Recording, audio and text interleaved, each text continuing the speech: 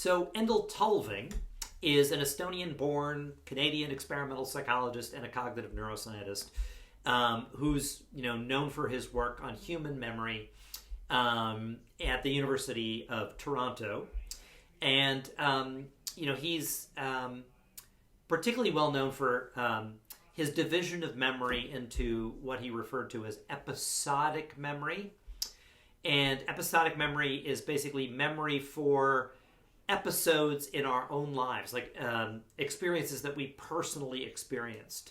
So when I use the example of what you had for breakfast yesterday, for example, you can call up and be there again in that setting and describe aspects of what's going on in that particular specific episode of your life. So it's definitely a form of explicit memory and a declarative memory. While he distinguished that from what he called semantic memory, which is sort of more general facts and knowledge about the world that we've acquired without kind of tying it to any specific episode of learning. So for example, if I ask you, like, what is that giant yellow hot ball that rises in the east every morning and then sets in the west at night, you know it's the sun. You can tell me it rises in the east and sets in the west, but you may not remember explicitly from a particular episode in your life, right, that where you acquired that knowledge. Like so he made that distinction between episodic memory, which is sort of a person's autobiographical memory, the ability to kind of travel back in time and reconstruct, an episode in your own life, versus semantic memory, which is, again, general world knowledge that's not tied to any specific episode